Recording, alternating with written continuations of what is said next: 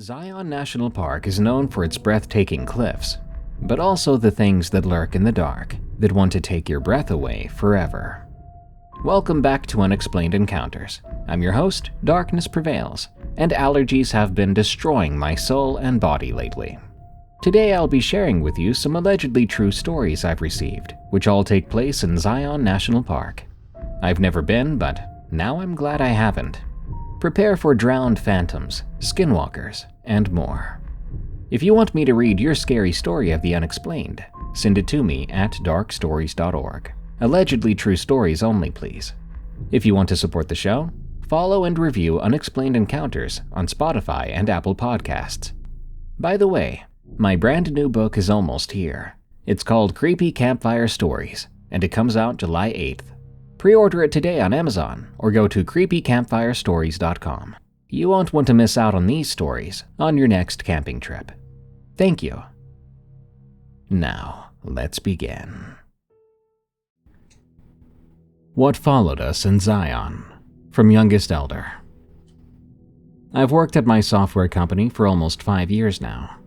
We're not a huge company, about 60 employees, but we're successful enough that management likes to do these quarterly team-building retreats. Usually it's something simple, like renting out a restaurant, or maybe a day trip to a local attraction. But last October, our department head, Vaughn, decided we should do something more authentic to really bond as a team. That's how 5 of us ended up camping in Zion National Park for what was supposed to be 3 nights. We only made it to 2. I'm still not sure what happened out there. I'm not normally the type to believe in the supernatural, or anything like that. I mean, I'm a software developer. I deal with cold, hard logic all day. But what happened in Zion, I can't explain it. And neither can Tessa, or Minson, or Lyle, or even Vaughn, who's usually got an answer for everything. Our department had been under a lot of pressure to deliver on this new client portal. We'd been putting in 60-hour weeks for months, and I think Vaughn thought the retreat would be a good way to blow off steam before the final push to launch. He'd been talking up Zion for weeks, how beautiful it was, how the disconnect from technology would reset our brains. I was skeptical, but whatever. It beats sitting through another PowerPoint about team dynamics at the Marriott downtown. We drove out early Thursday morning, taking 2 cars. I rode with Minson and Tessa, while Vaughn and Lyle took the other car. The drive was actually pretty nice. We talked about normal stuff, complaining about the project timeline, sharing stories about horrible clients, that kind of thing. Tessa had just broken up with her boyfriend, so we heard all about that too. By the time we reached the park entrance, I was feeling pretty good about the trip. Zion is beautiful, I'll give it that. Those massive red cliffs rising up against the blue sky. It's something else. Vaughn had reserved us a group campsite near the Virgin River. It was late afternoon by the time we got everything set up. 5 tents arranged in a rough circle, with a fire pit in the middle. Vaughn had sprung for the fancy camping equipment. Those big waterproof tents that you can almost stand up in. Decent sleeping bags. The works. I figured if I had to be outdoors, at least I wouldn't be uncomfortable. That first evening was actually fun. We grilled some burgers on a portable stove Vaughn had brought. We drank a few beers. Not too many, Vaughn was strict about that. And just relaxed around the campfire. It felt good to be away from screens and deadlines. By the way, the stars out there are incredible. You forget how many there are when you live in the city. We were all pretty tired from the drive, so we turned in early. I was just drifting off to sleep when I heard a whisper outside my tent. "Hey, Kyle, you awake?"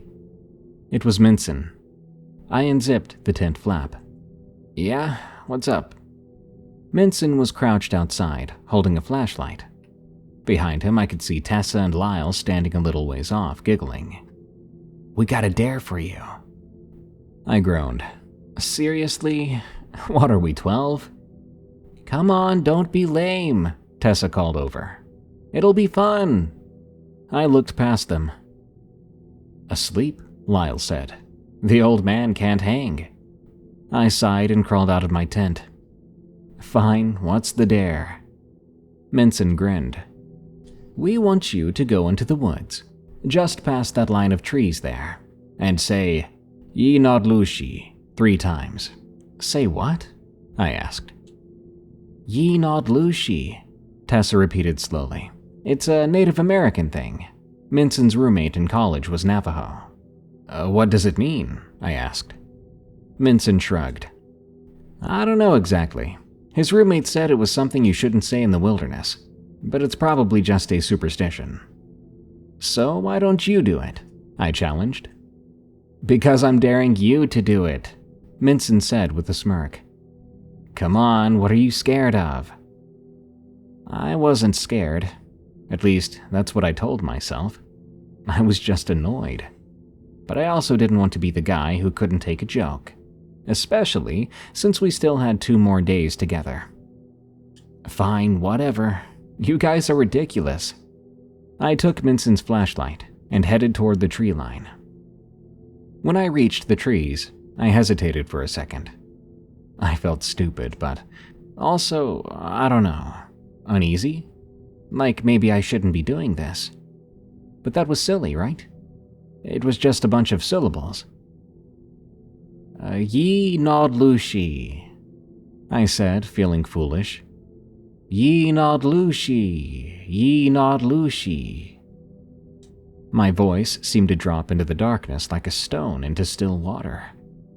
For a moment after I finished speaking, the woods seemed even more quiet than before. Then an owl hooted somewhere nearby, and I jumped like a little kid. I hurried back to where the others were waiting. Did you do it? Lyle asked eagerly. Yeah, I did your stupid dare. Happy now? They all grinned at me. Very, said Tessa. Now let's go to bed before we wake up Vaughn. Not even sure I said it right, I muttered, and they laughed. As we headed back to our tents, I pulled out my phone. We didn't have great reception out there, but I had 1 bar of service. I tried to Google the phrase, but I didn't know how to spell it properly. I tried several variations I could think of, but nothing seemed to match. After a few failed attempts, I gave up, and I went back to my tent. It took me a while to fall asleep. I kept thinking I heard something moving around outside, but I told myself it was just the wind in the trees, or maybe some small animal. Eventually, I drifted off. I woke up suddenly in the middle of the night to a scratching sound on the side of my tent. Not like an animal trying to get in. More purposeful, like someone dragging their nails across the fabric. Scratch, scratch, scratch. Then silence. Then again, scratch, scratch, scratch. It was as if someone wanted my attention. Hello? I called out, my voice embarrassingly shaky. Who's there? No answer. Just another set of scratches, this time on the other side of the tent. I fumbled for my flashlight and phone. It was 3:17 a.m. The scratching came again, and I aimed my flashlight at the tent wall. I could see the fabric depress slightly with each scratch, like something was applying pressure. Yo, this isn't funny, I said, louder this time. Minson? Tessa? Cut it out. The scratching stopped. I listened hard but couldn't hear anything moving outside. After a few minutes of sitting tensely in my sleeping bag, I convinced myself it must have been one of the others, playing a prank. I made a mental note to get them back the next day, and eventually I fell into an uneasy sleep. The next morning I unzipped my tent, and I nearly stepped on something lying right outside the entrance.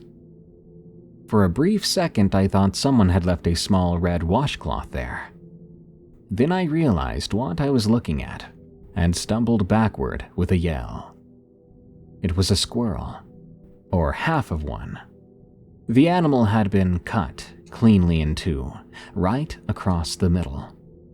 The front half, head, front paws, and part of the torso, was placed neatly at my tent door, the fur still glossy, the small black eyes staring at nothing. There was surprisingly little blood. What the heck? Lyle had emerged from his tent and was staring at the grisly discovery. Is that a squirrel? Soon everyone was crowded around, looking at the half-animal with expressions ranging from disgust to fascination.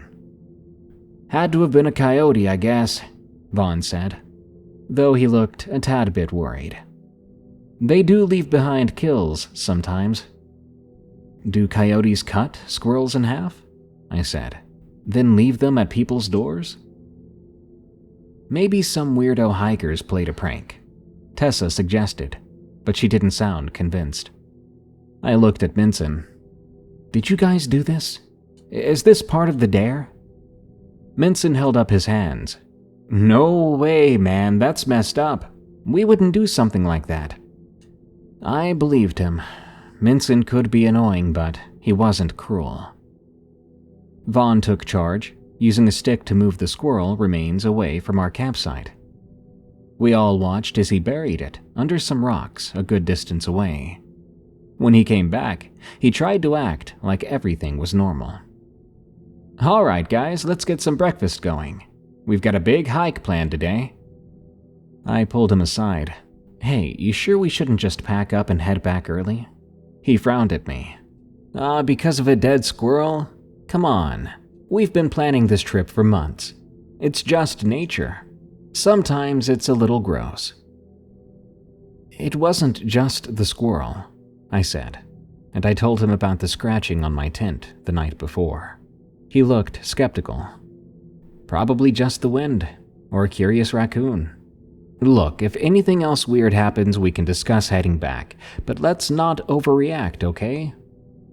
I could tell he wasn't going to budge. And maybe he was right. Maybe I was overreacting. So I just nodded and went to help with breakfast. The day's hike was along something called the Watchman Trail. Under normal circumstances, I probably would have enjoyed it. The views were incredible, sweeping vistas of the canyon, the river winding below us like a blue-green ribbon. But I couldn't shake the feeling that something had changed here. I kept glancing over my shoulder, convinced we were being watched. We'd been hiking for about 3 hours when I heard it. My name called from somewhere off to the east of the trail. It was faint but distinct. I stopped, causing Tessa to bump into me from behind. Oh, sorry, I said. Did you hear that? Hear what? She asked. Someone just called my name. She looked around, confused. I didn't hear anything. But then it came again, a little louder. This time everyone heard it. We all stopped and looked toward the sound. Is there another trail over there? Lyle asked Vaughn, who was consulting the map.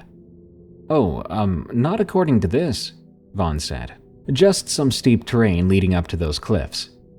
The voice came again, somehow both distant and clear at the same time. Maybe someone needs help, Tessa suggested. Minson squinted in the direction of the voice. I don't see anyone. We should check it out, I said, though every instinct was telling me to do the opposite. What if someone's hurt? Vaughn nodded reluctantly. Okay, but we stick together. The terrain gets rough over there. We left the trail and headed east, toward the voice that kept calling my name every minute or so. The well-maintained path quickly gave way to loose rocks and scrubby vegetation. We had to help each other across some difficult sections. My name came again, this time followed by, "This way." The voice seemed to be coming from just up ahead now, beyond a rise in the terrain. I sped up, pulling slightly ahead of the others. Hey, wait up!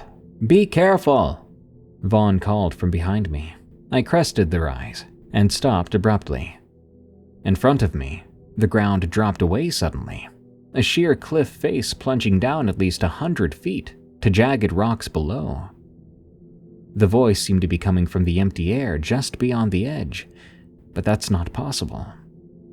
I took an instinctive step back when the voice called my name again, just as Minson caught up to me. He grabbed my arm. Whoa, holy crap, that's a drop. The others joined us, all staring at the cliff edge with wide eyes. I don't get it, Tessa said.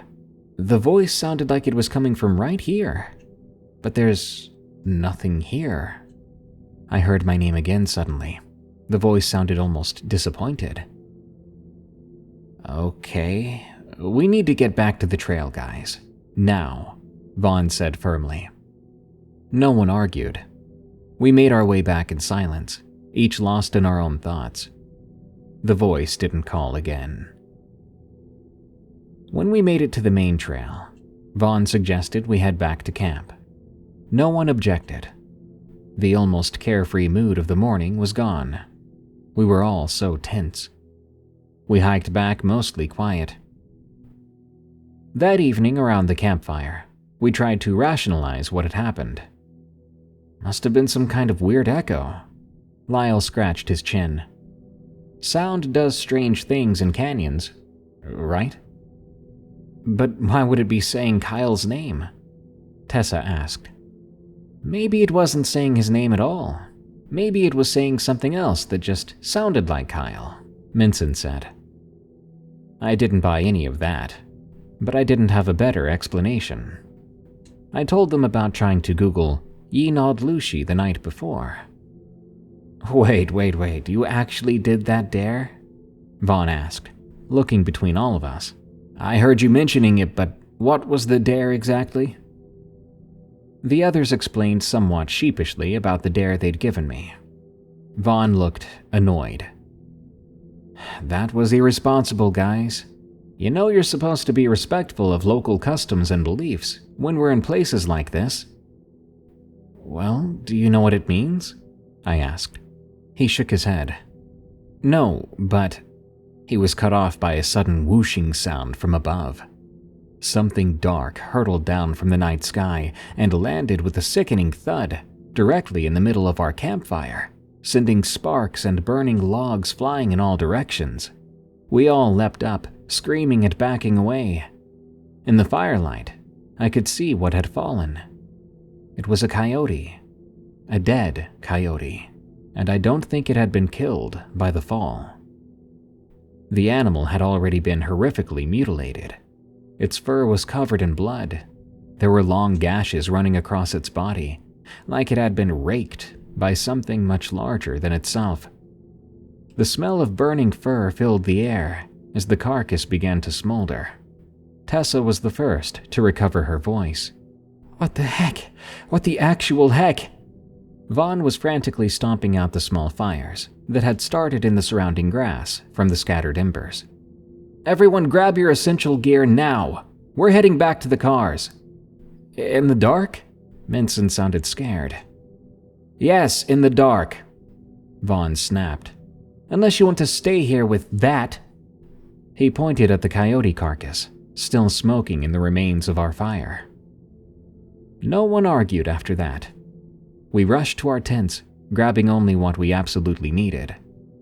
Within 10 minutes, we were ready to go. Stay close together, Vaughn instructed, his usually calm voice, now demanding and stressed. No one wanders off for any reason. We stick to the main trail all the way back to the parking lot. It's about 5 miles. We can make it in a couple of hours if we keep a good pace. The hike back was the most terrifying experience of my life. Our headlamps were pretty much useless in that kind of darkness. I swear I kept seeing things in the shadows. Even still, we walked pretty quickly, sometimes breaking into a jog whenever our nerves got the better of us. About halfway back, we all heard it at the same time. Something large moving parallel to us in the brush off the trail, not trying to hide its presence at all. Whatever it was breaking branches, rustling leaves. Sometimes it would stop when we stopped, but mostly it just kept pace with us, always just out of sight. "Don't look," Vaughn yelled when Lyle tried to shine his light toward the sounds. "It's best if we just keep moving." When we finally reached the parking lot, we practically ran to our cars. No one suggested going back for the rest of our gear. No one cared. I think we all just wanted to leave. The drive back was a breath of fresh air, but quiet still. In my car, no one spoke for the first hour. Then Tessa eventually said something. "I looked it up, guys," she said from the back seat. "Ye not Lushi. It's Navajo. It means skinwalker." I think everyone's heard of what a skinwalker is, but she explained it anyway.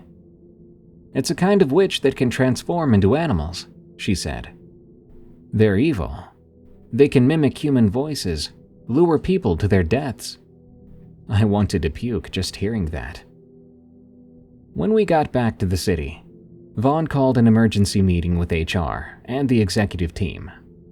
I'm not sure exactly what was said, but 2 days after that, we all received an email stating that, due to safety concerns, all future company retreats would be held in controlled environments only. There was also a line about respecting indigenous cultural beliefs and practices, and a link to some corporate sensitivity training. The 5 of us don't talk about what happened. Not really. Sometimes at happy hour after a few drinks, though, one of us might say something like, "Remember Zion?" And the others will sigh and just nod. What is there to say, really? We can't explain it, and we don't want to try. Dry drowning. From Bart. I'm a wilderness therapy guide. My company specializes in taking troubled teens on outdoor expeditions, which helps them develop confidence, teamwork skills, and self-reliance. I've led trips all over the Southwest, Arizona, Colorado, New Mexico, but Zion National Park was always my favorite location. Was being the operative word here. I won't go back there now. Not after what happened last summer. It was supposed to be a standard 7-day program. We had 6 kids, aged between 15 and 17, all dealing with various issues. Think depression, behavioral problems, substance abuse. Nothing we hadn't handled before. The other guide, I'll call her Rachel, had been with the company about 3 years, and we'd worked together dozens of times without incident. The first 2 days went perfectly. We had good weather, and the kids were responding well to the program. The park was as beautiful as ever, too. The problem started on the 3rd day, when we made it to the river crossing. I'd crossed that section of the river maybe 20 times before. It wasn't dangerous, about knee-deep for the average adult, with a moderate current. We always used a buddy system and safety lines for the crossings, standard procedure, and covers our rears in legal situations. I went first to demonstrate the crossing technique, while Rachel stayed with the group. The water was colder than usual, but otherwise normal. I was about halfway across when I felt something grab my ankle underwater. Not snagged, but grabbed. It felt like fingers wrapping around my leg and pulling me down. Instantly, I jerked my leg free and quickly made it to the other side. I told myself it was just a branch or some submerged debris caught in the current. But when I checked my ankle later that night, I found 5 perfectly circular bruises where I'd felt that grip. They looked an awfully lot like fingerprints. During the crossing, one of the kids named Eli stopped halfway and started looking down into the water. Rachel had to call his name twice before he would move again. When he reached my side, he asked, "Did you see that thing in the water?" I asked him what he was talking about. "I don't know. There was something dark moving under the surface. Too big to be a fish, I think." I told him it was probably just shadows or even sediment. That river can be murky, especially after rainfall. But I didn't really believe that. The way those bruises formed, perfect circles and evenly spaced, they looked familiar. That night at our campsite, about half a mile from the river, I woke up around 2 a.m. to an odd sensation. My sleeping bag was damp. Not soaked through, but definitely wet, like someone had misted it with water. The strange part was that it hadn't rained, and nothing else in my tent was wet, just my sleeping bag. While I was still trying to figure this out, Rachel came to my tent. "Hey, Eli's missing," she whispered. We found him about 10 minutes later, walking barefoot through the scrub in the direction of the river. He was completely unresponsive, eyes open but not registering anything. It looked like a classic case of sleepwalking. We carefully led him back to camp, and in the morning he had no memory of it. "I don't sleepwalk," he insisted, even when we told him what happened. "Never have." That same morning we all heard it, the sound of rushing water, like we were right next to the river after a flood. But we weren't. We were at least half a mile away on higher ground. The sound lasted for about 30 seconds, then stopped abruptly. I was starting to stress out. After we had some food that morning, I made an excuse to hike back to the ranger station to check the weather forecast. The real reason was to ask about that river crossing. The ranger on duty, an older guy who had been working at Zion for decades, didn't seem surprised by my questions. "That section has a higher than average accident rate. Mostly drownings. Strange thing is, they're almost always strong swimmers too," he explained. I asked him if he had any idea why. He shrugged his shoulders. "Current can be tricky, though a few victims who were rescued reported feeling like they were pulled down. Probably just panic." On my way back, I ran into Joseph, a local guide of Paiute descent, who sometimes worked with our company for cultural education components. I mentioned the river crossing we'd used.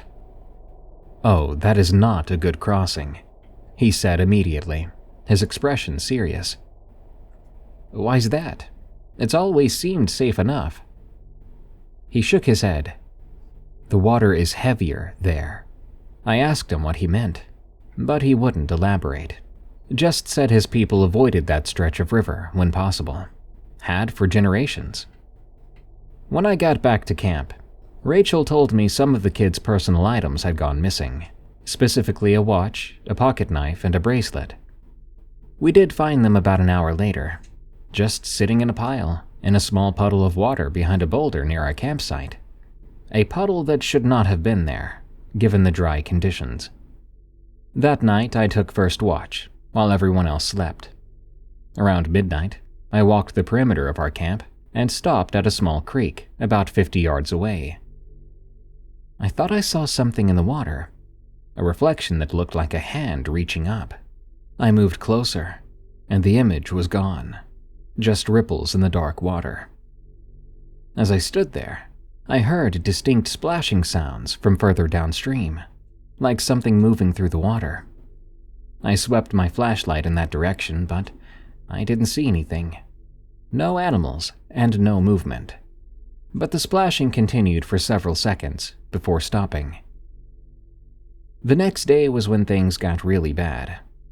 A park ranger radioed to warn us about potential flash flooding due to storms upstream. We needed to move to higher ground, away from any watershed areas. The closest safe area meant a detour that would add several miles to our journey, taking us up into the canyon walls. As we hiked up the rocky trail, miles from any significant water source, one of the quieter kids, I'll call Zach, pointed to the ground. "Why is that rock wet?" he asked. There were footprints on the dry stone, wet footprints that hadn't been there seconds before. As we watched, I swear I saw another one appear, then another, forming a trail that led in our direction before fading away. None of us could explain it. The footprints were too large to be from any of us, and they appeared without any visible source of water. We hurried up the trail. The sky was darkening with approaching storm clouds when Mia, one of the girls, suddenly doubled over and started to cough violently. I panicked, rushing over to her.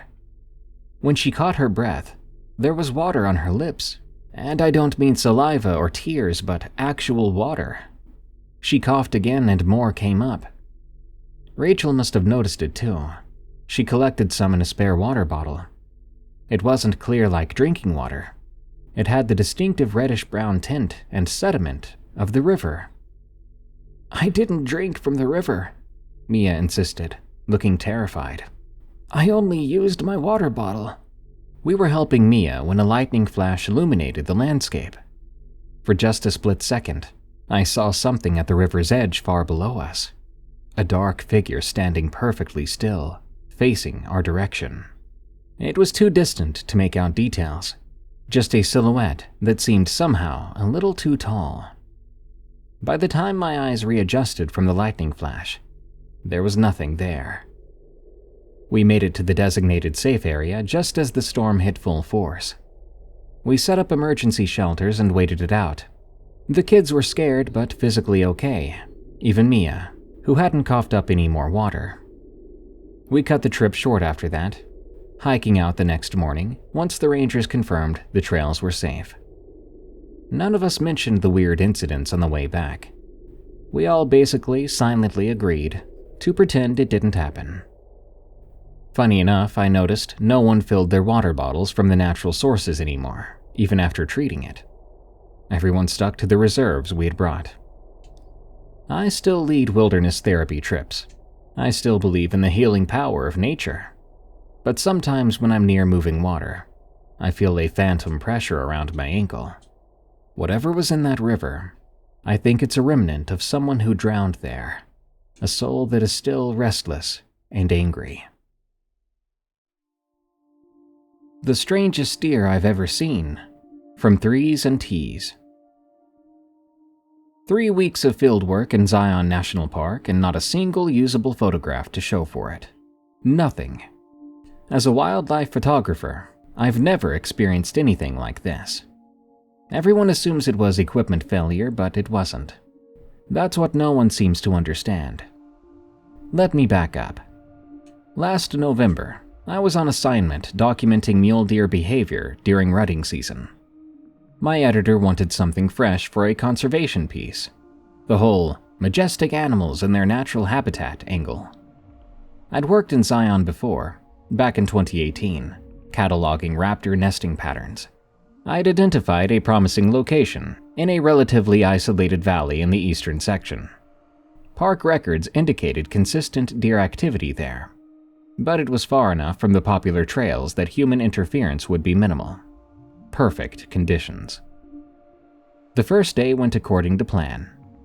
I set up 3 trail cameras at suspected crossing points and constructed a photography blind about 200 yards from a meadow where I'd observed browsing activity that morning.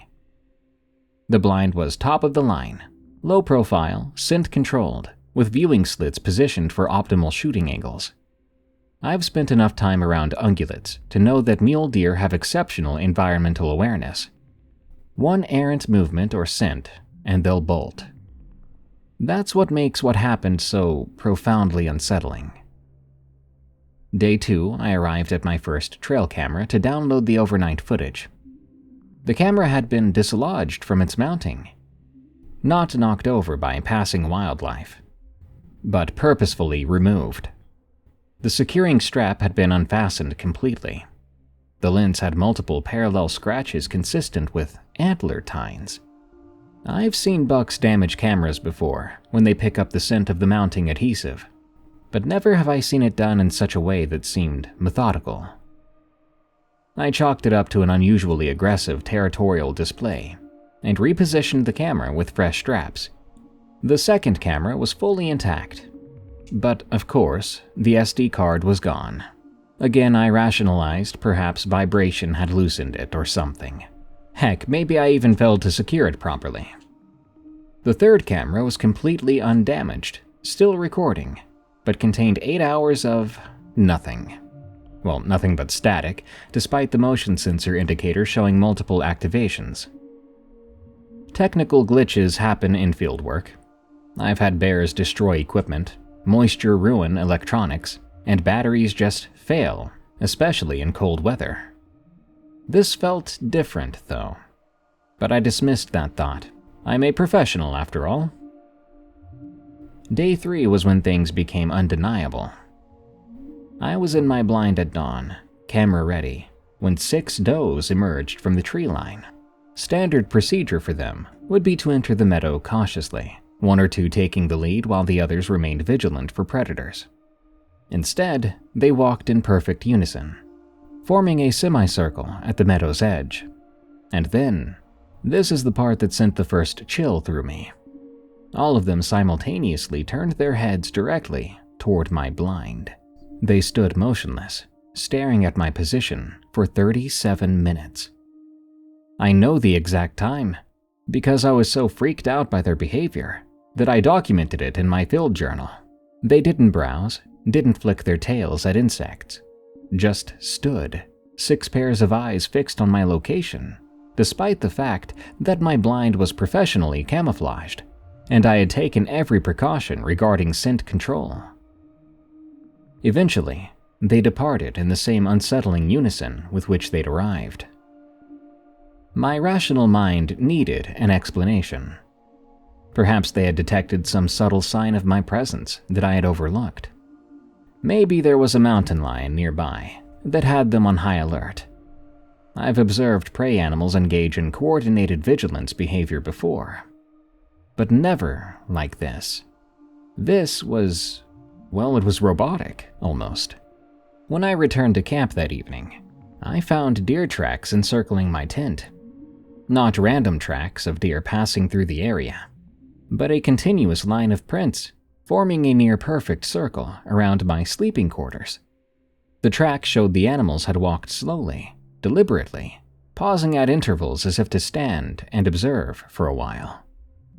That night I heard them moving around my tent, the distinct soft crunch of hooves on rocky soil, circling slowly, pausing, continuing. I dozed fitfully, waking repeatedly to that sound. At one point in the early morning, I distinctly heard sniffing along the tent wall, inches from my head. I froze, fully awake now, as the sniffing moved methodically down the length of the tent. When I finally worked up the courage to shine my flashlight through the thin fabric, the sounds immediately ceased. I saw nothing when I unzipped the tent to look outside. The next morning, all 3 trail cameras had been disabled. The first had been carefully turned to face a blank rock wall. The second's batteries had been removed and placed on top of the camera. The third was simply gone, though that one had been secured with a steel cable lock designed to prevent theft. The lock was there, though, intact and still closed, but no camera. I try to be a rational person. I documented observable phenomena for a living, but I could not rationally explain how a deer could unfasten a locked steel cable without opposable thumbs or tools. They're not smart enough to know what that lock even is. During my 4th day in the blind, I observed 8 deer, 2 small bucks and 6 does, enter the meadow. They behaved normally for approximately 20 minutes, grazing and moving about. Then, without any environmental trigger I could detect, all 8 simultaneously raised their heads, oriented toward my location, and began walking directly toward my blind. They stopped approximately 15 yards away, close enough that I could see their eyes clearly through my telephoto lens. No deer in my extensive field experience has ever voluntarily approached a human blind at that range. They stood in formation, watching. When I shifted slightly to adjust my cramping leg, they all, in perfect sync, tilted their heads at precisely the same angle. I remained motionless for nearly 2 hours as they maintained their vigil. Eventually, I couldn't tolerate the cramped position any longer and was forced to move.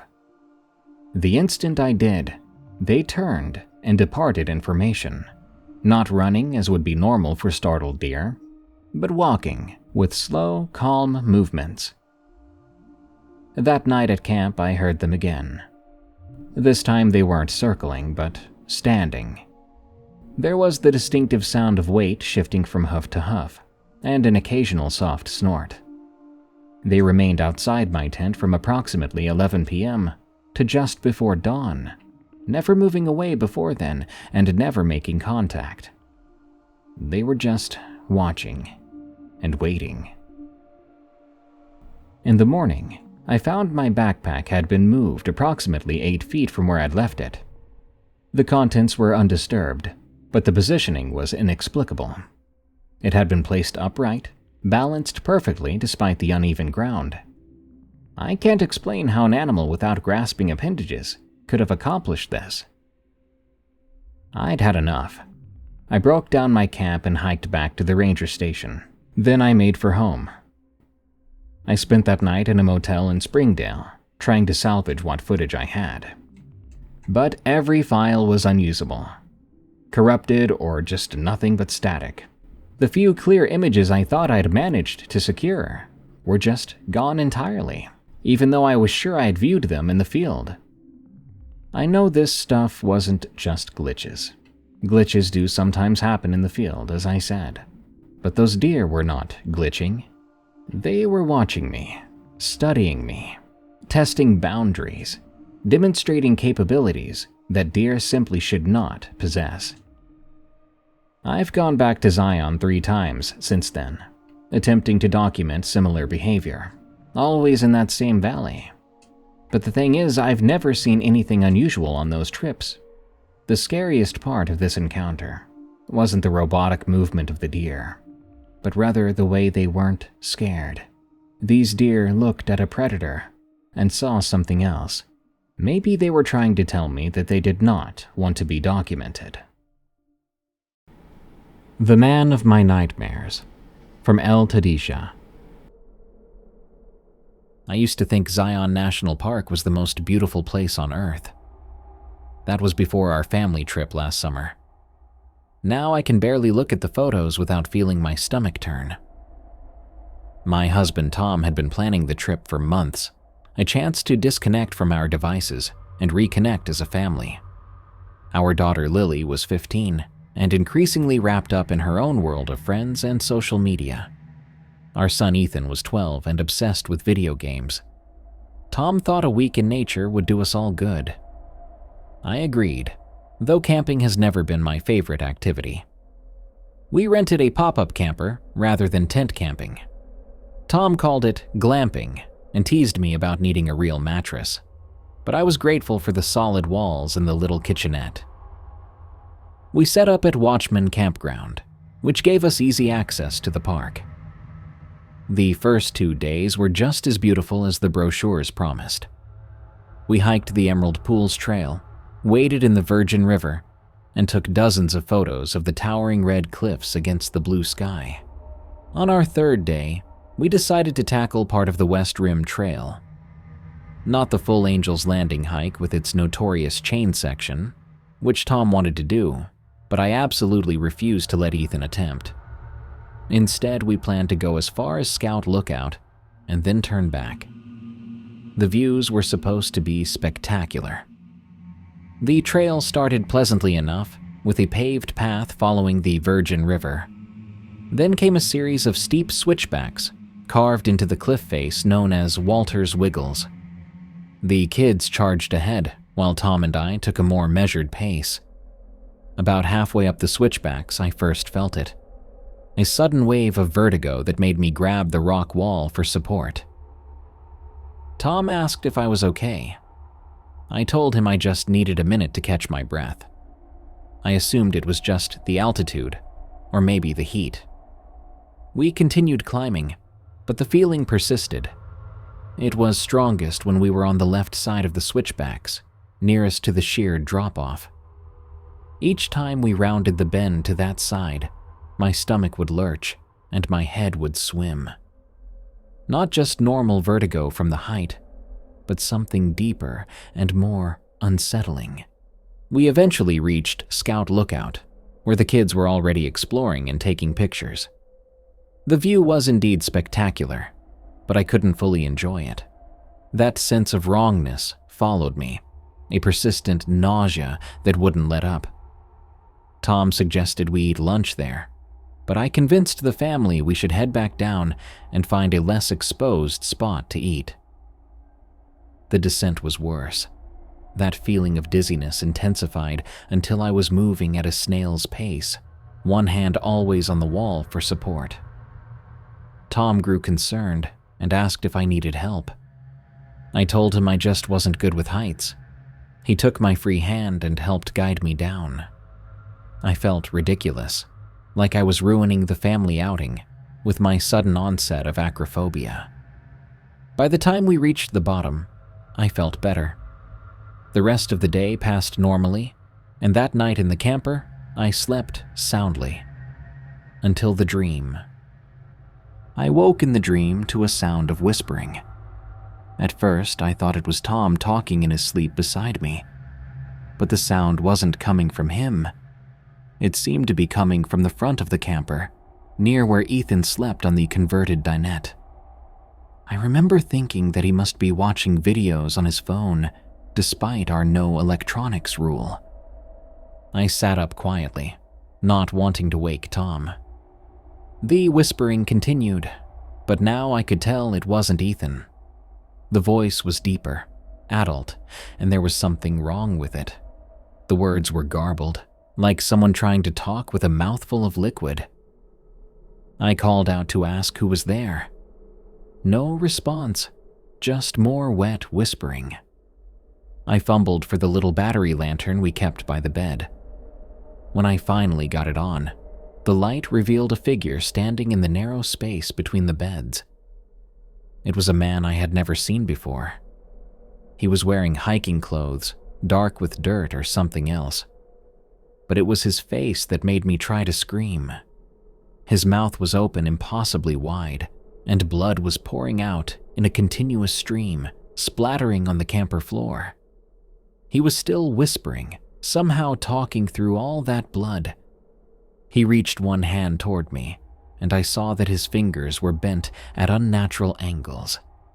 That's when I did scream, so hard it hurt my throat. And then I was awake, truly awake, with Tom shaking my shoulders and asking frantically what was wrong. My screams had woken everyone. Ethan was crying, and Lily was standing at the foot of our bed, her face pale with fear. It took nearly an hour to calm everyone down. I apologized repeatedly for scaring them, explaining that I had a nightmare but couldn't remember the details. That was a lie. I remembered everything, but it seemed so bizarre and frightening that I didn't want to share it, especially with the kids already spooked. Tom suggested we could take a rest day, but I insisted I was fine. It was just a bad dream, probably brought on by my strange experience on the trail. The kids were excited about hiking to the Narrows, and I didn't want to ruin their trip because of a nightmare. So the next morning, we set out again. The plan was to take the riverside walk to the entrance of the Narrows, where the kids could wade in the water. To get there, we had to take the shuttle to the Temple of Sinawava stop. As we rode, I found myself growing increasingly anxious. I told myself it was just residual unease from the nightmare. We got off the shuttle and began the easy walk along the river. About halfway along the path, I started feeling it again. That same vertigo, the same nausea I had experienced on the West Rim Trail. I looked around, trying to orient myself, and realized we were passing below the same ridge that contained Angel's Landing. The massive cliff face loomed to our left, though from a completely different angle than yesterday's hike. Tom noticed me slowing down and asked if I was feeling sick again. I admitted that I was experiencing the same dizziness. He suggested I sit on a nearby bench while he took the kids ahead, but I didn't want to be alone. So I pressed on, though the feeling grew worse with each step. Just as we approached a bend in the trail, the dizziness became almost unbearable. I stopped, leaning against a rock wall, breathing deeply and trying not to throw up. That's when we heard it, A scream from high above us, a sound so full of terror it made my blood freeze. All four of us looked up simultaneously. A dark shape was falling from the cliff face, tumbling through the air. The scream cut off abruptly when the figure struck an outcropping, then continued falling. The sound it made when it finally hit the ground was unlike anything I had ever heard before. A wet, heavy thud that somehow echoed off the canyon walls, seeming to repeat itself over and over. Several other hikers on the trail also witnessed the fall. There were shouts and cries of alarm. Someone near us started calling for help, saying they were a nurse. Tom immediately told the kids to stay where they were and ran toward the spot where the figure had landed. It was off trail, but visible from where we stood. As Tom ran, I realized my dizziness was completely gone. The nausea had vanished as suddenly as if someone had flipped a switch. Instead, I felt a terrible certainty growing in my stomach. Lily, always stubborn, ignored her father's instructions and started to follow him. I called to her to stop, then told Ethan to stay put while I went after his sister. I caught up to Lily just as Tom was returning. His face was ashen, and he put his hands on Lily's shoulders to stop her from going further. He told her firmly that she didn't want to see this. Then he looked at me over her head, his expression warning me away as well. But I knew I had to look. I told Tom to take Lily back to Ethan, that I would be right behind them. He started to argue but must have seen something in my face that changed his mind. He nodded and guided our daughter away. I approached the spot carefully. The man had landed in a small clearing among some trees just off the maintained trail. Other hikers had already gathered, and someone was performing CPR, though it was clearly futile. Even from a distance, I could see that the man's body was broken beyond any hope of survival. His limbs were twisted at impossible angles, and there was blood everywhere. I moved closer, a park ranger now trying to establish a perimeter. But before he could stop me, I got close enough to see the man's face, what was left of it. His mouth was open wide in death, a torrent of blood still flowing from it. The same impossible amount of blood I had seen in my dream. But it wasn't just that detail that made me back away in horror. It was his entire face. Though mangled from the impact, I recognized him immediately. The same man who had stood in our camper the night before, reaching for me with broken fingers. I don't remember much after that. Tom says I fainted. I woke up on a bench with a park ranger asking me questions and offering water. There was a flurry of activity as emergency responders arrived, though it was clearly a recovery mission, not a rescue. We learned later that the man was an experienced hiker who had attempted the Angel's Landing Trail alone. No one saw exactly what happened, whether he slipped or had some kind of medical episode that caused him to fall. The rangers told us such accidents were rare, but not unprecedented. Angel's Landing had claimed several lives over the years. We cut our trip short after that. None of us had the heart to continue enjoying the scenery with the image of that fall so fresh in our minds. The kids were subdued, processing the shock of witnessing death so unexpectedly. Tom was worried about me, offering to drive the whole way home so I could rest. I never told any of them about the dream, or about how the man in my nightmare was identical to the man who fell. How could I explain it? That somehow I had dreamed of his death before it happened. That his dying spirit had somehow reached out to me the night before his fall. I've spent months trying to make sense of it. I've researched premonition dreams and found some comfort in knowing other people have experienced similar phenomena. But that doesn't explain the physical symptoms I felt on the trail, the vertigo and nausea that vanished the moment he fell. Consider this your official invitation to come visit Zion National Park soon. We've got Chex Notes, evil deer, skinwalkers, and ghosts that want to drown you. Neat! Good night, everyone. Thanks for tuning in to another episode of Unexplained Encounters. I've been your host, Darkness Prevails, and you can find me on X at Dark Prevails. And you can find and pre-order my upcoming new book, Creepy Campfire Stories, which would pair perfect for your trip to any national park soon, at creepycampfirestories.com. If you have a scary story of the unexplained, send it to me at darkstories.org so I can narrate it in a future episode. I kinda want to touch on more locations again, like this one. If you want to support the show, please leave a review and follow on Spotify and Apple Podcasts. Thank you. Now, until next time, everyone, stay safe out there and stay creepy, because this world is a strange one.